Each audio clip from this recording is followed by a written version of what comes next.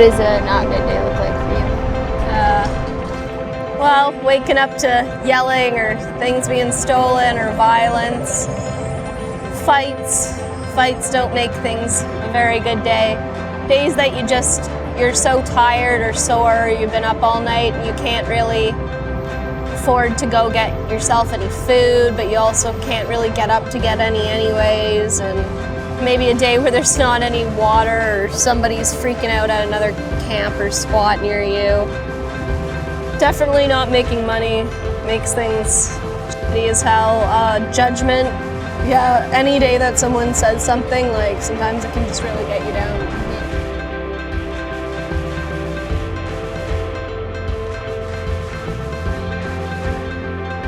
Homelessness is a huge issue that has so many parts to it and is so complex that I wouldn't even know where to start in order to eradicate homelessness.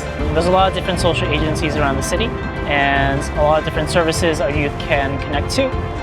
But since it's so wide and so vast, a lot of the people that we see on the streets, they don't know where to go, or they don't know the best way to get help.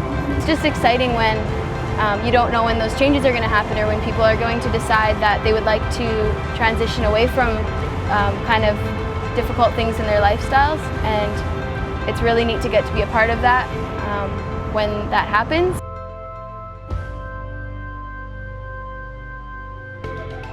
I think often people believe that homeless youth and homeless people in general are very different from them, because I think that's one of the ways that people can understand homelessness, by just assuming that there's just something very different about the people who end up homeless. But I'm always surprised at how similar we are.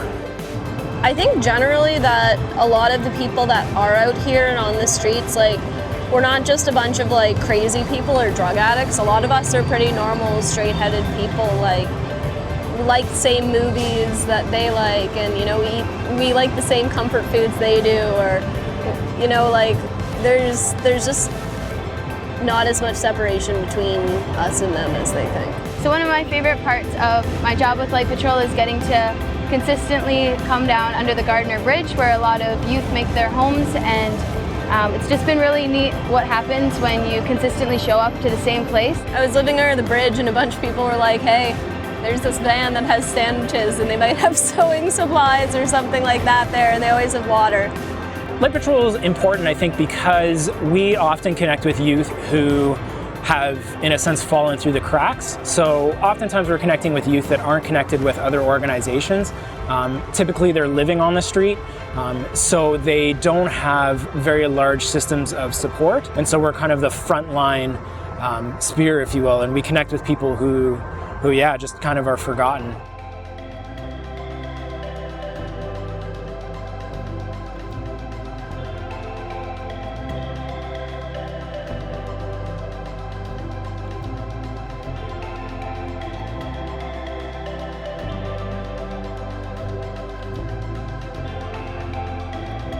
The saying on the side of the Light Patrol RV is it's better to light a candle than curse the darkness, and I'd say that is probably what Light Patrol is trying to do. We know that for many of the people that we come into contact with, they are probably going to remain in some stage of street level involvement for a good part of their lives. There's, you know, mental health concerns, there's addictions, there's, you know, terrible trauma that has just wounded them to a degree that the streets are the only place where they feel safe. Light Patrol is trying to go to those places and tell people that even in the midst of that, they're still loved and valued and they're important. Light Patrol is really just a ministry of presence. Yeah, and it's also really exciting just how you never know when changes are going to happen in people's lives. And then through that, the hope is through relationship and caring for them, that we can connect them with different services and organizations that can help them transition off the streets and into housing and a more stable, healthy lifestyle.